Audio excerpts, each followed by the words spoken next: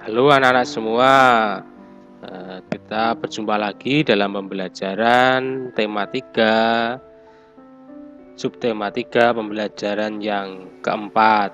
Sebelumnya marilah kita berdoa terlebih dahulu. Dalam nama Bapa dan Putra dan Roh Kudus. Amin. Tuhan Yesus, kami akan belajar bersama, berkatilah kami agar dapat belajar dengan sungguh-sungguh dan membuahkan hasil yang baik. Demi Kristus, Tuhan dan pengantara kami. Amin. Bapa dan Putra dan Roh Kudus. Amin. Terima kasih. Silahkan dibuka bukunya halaman 115 di tema 3. Nah, silahkan diamati gambarnya. Di situ ada gambar. Ya, amati gambar. Ada dilihat di sini ya. Hutannya ditebangi gundul. Kemudian banjir. Kemudian tanah longsor. Nah, kemudian bawahnya ini ada dampak bagi lingkungan adalah dampak bagi masyarakat. Tuliskan saranmu. Nah, nanti kamu bisa menuliskan kalau hutannya ditebangi, hutannya gundul itu apa dampak bagi lingkungan. Misalnya, bisa menyebabkan tanah longsor, bisa menyebabkan udara menjadi panas. Terus kemudian kerusakan lingkungan. Nah, dampak bagi masyarakat bagaimana? Kalau ada hutannya ditebangi, ya bisa jadi nanti tanah longsor. Akhirnya apa? Bagi masyarakat menimbulkan bencana. Nah, kemudian tuliskan saranmu. Misalnya sarannya adalah ya kita harus melakukan penanaman hutan kembali agar hutannya menjadi hutan yang lebat. Kemudian ini ada banjir. Apa penyebabnya? Banjir, banyak sekali penyebab banjir. Yang pertama misalnya karena sampah, buang sampah di sungai. Kemudian karena hujan deras akhirnya jadi banjir. Nah, kamu nanti menuliskan dampaknya. Kemudian ini ada tanah longsor. Apa penyebab hal di atas? Tanah longsor ini disebabkan karena apa? Ya, jadi tanah longsor ini disebabkan karena hutan yang gundul ini. Nah, hutan yang gundul ini disebabkan karena apa? Ini karena ulah manusia. Jadi ini sebenarnya adalah berurutan.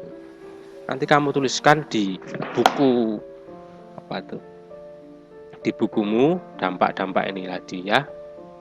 Kemudian karena kalau ditulis di sini mungkin terlalu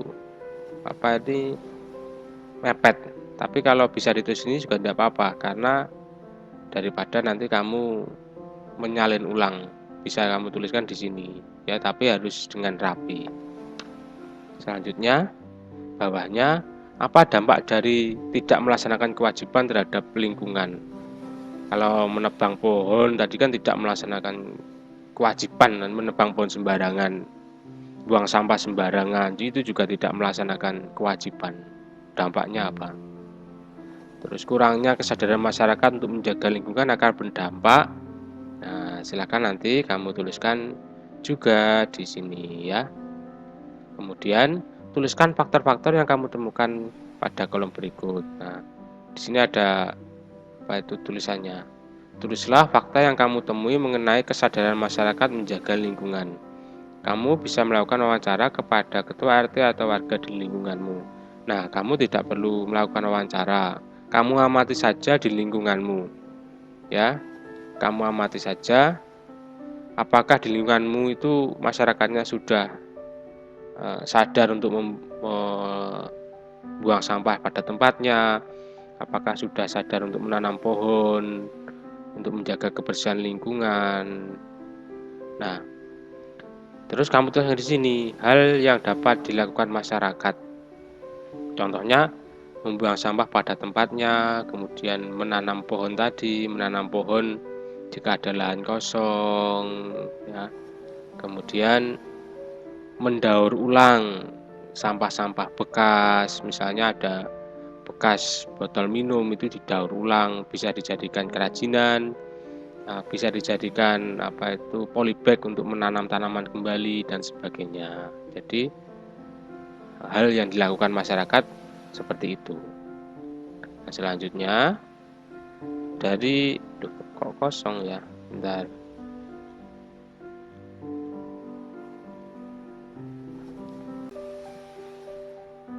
Ya, ini. Dari fakta yang kamu temukan, kelompokkan hal-hal yang sudah baik dan hal-hal yang belum baik. Jadi hal yang sudah baik itu apa di lingkunganmu, hal yang belum baik itu apa di lingkunganmu. Misalnya semuanya sudah baik, ya sudah, yang belum baiknya dikosongi saja. Begitu. Jadi hal yang baiknya apa? Kemudian apa yang bisa kamu simpulkan? Apakah warga di sekitarmu sudah mencintai lingkungan? Nah, kamu membuat kesimpulannya dari kamu melihat tadi di lingkunganmu itu, apakah warga itu sudah mencintai lingkungan ataukah belum? Ya, harus ada alasannya. Jadi jangan hanya sudah, belum, jangan, tapi ada alasannya. Sudah karena masyarakatnya sudah membuang sampah pada tempatnya, atau belum karena masyarakatnya belum membuang sampah pada tempatnya, atau belum karena lingkungan di sekitarku masih gersang, pohonnya masih sedikit. Nah, kemudian apa dampak dari tindakan yang dilakukan? Dampaknya ini dari atas tadi, misalnya tadi ya, belum karena warganya masih membuang sampah sembarangan. Nah, dampaknya apa?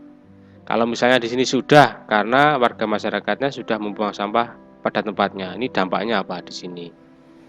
Ya, gitu. Kemudian kamu menuliskan saranmu. Saran itu adalah pendapatmu, memberi saran. Jika lingkunganmu masih kotor, masih belum bersih, sarannya bagaimana? Ya, jika lingkungannya sudah bersih, sudah baik, sudah rapi, sudah sejuk, saranmu bagaimana agar lingkungan itu tetap terjaga seperti itu? Nah, itu adalah sarannya.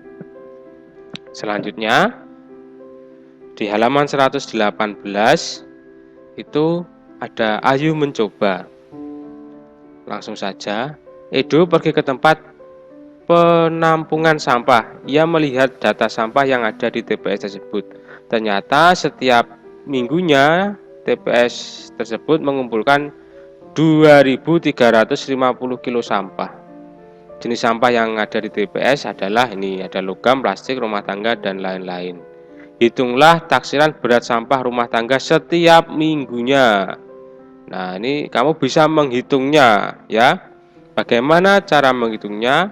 Kemarin kita sudah belajar tentang desimal acuan. Desimal acuan itu mendekati 0%, mendekati 25%, mendekati 50%, mendekati 75%, atau mendekati 100%. Jadi itu tadi ya. Apakah 0, 25, 50, 70, atau 100%. Itu, kamu bisa menggunakan garis. Ya, jadi begitu. Misalnya 21%. Nah, ini berarti mendekati mana? Mendekati 25%. 11% berarti mendekati 0%. 23% berarti mendekati 25%. 45% berarti mendekati 50%. Itu. Nah, nanti kamu bisa menghitungnya ya, menghitungnya. Kalau 25% itu sama dengan 1/4. Kalau 50% itu sama dengan 1/2 atau setengah. Kalau 75% itu sama dengan 3/4. Ya, itu. Kamu nanti silahkan dijawab di sini ya. Ini silahkan dijawab. Hitunglah taksirannya. Berat sampah rumah tangga setiap minggunya, berat sampah plastik, dan lain-lainnya ini ya. Nanti silahkan dijawab di bukumu. Saya kasih contoh 1. Berat sampah rumah tangga setiap minggunya. Sampah rumah tangga tadi itu 11%. Ya, 11%. Nah, ini jadi 11% tadi kan menjadi 0%. Ini biar lebih mudahnya saya tuliskan dulu bentar ya.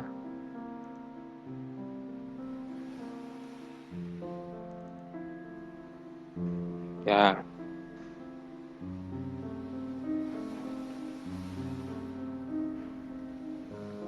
Bentar, masih proses.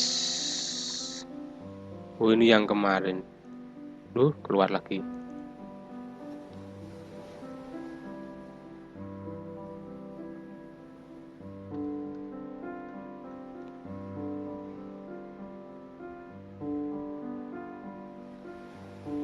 Ini saya hapus dulu.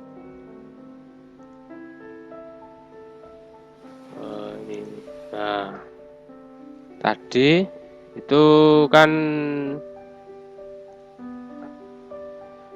sampahnya totalnya itu adalah 2.350 kilo total sampahnya ya, 50 kilo. Nah, ini kalau dibulatkan ya. Ini kan di contohnya kan dibulatkan menjadi 2.400. Jadi dibulatkan ke ratusan terdekat. Nah, 2.400. Nah, yang pertama tadi soalnya adalah sampah rumah tangga. Sampah rumah tangga itu kan 11%. 11% ya. 11%. Nah, berarti 11% itu menjadi berapa kalau di desimal acuan? Menjadi 0%. Ya, menjadi 0%. Maka ya 2.400 ini dikalikan 0. Ya, 2.400 itu dikalikan 0. Sama dengan berapa berarti? Iya, sama dengan 0% ya. Kalikan 0% berarti sama dengan 0. Itu di sampah bentar. Oh, maaf. Sampah rumah tangganya itu 21%. Wah, keliru ini. Bentar ya, saya hapus dulu lagi.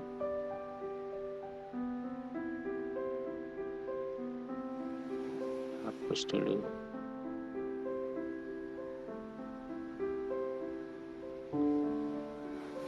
Nah, bentar saya hapus dulu.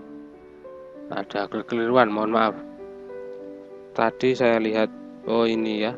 Sampah rumah tangganya itu 21%. Nah, 21%. Nah, berarti kalau 21% itu berarti menjadi berapa? Menjadi 25% ya, menjadi 25%. Kalau 25% itu dijadikan pecahan itu menjadi 1/4. Nah, 1/4. Maka perkaliannya itu 2.400 ya, 2.400. Nah, dikali 1/4. Ini sama dengan 2.400 per 1. Nah, sama dengan berapa? 2.400 dibagi 4 ya, dibagi 4. Nah, ini sama dengan, kalau 2.400 dibagi 4 itu berarti menjadi berapa? 600 ya.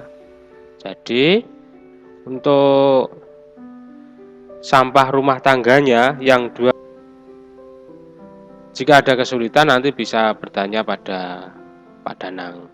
Begitu, terima kasih, selamat belajar, sampai ketemu lagi dalam video berikutnya. Mari kita akhiri dengan berdoa. Dalam nama Bapa dan Putra dan Roh Kudus, amin. Terima kasih ya Tuhan, kami sudah belajar, berkati kami agar kami dapat melaksanakan pembelajaran ini, dapat kami terapkan dalam kehidupan sehari-hari. Berkati juga orang tua kami, demi Kristus Tuhan dan pengantara kami, amin. Dalam nama Bapa dan Putra dan Roh Kudus, amin. Terima kasih semuanya. Dadah.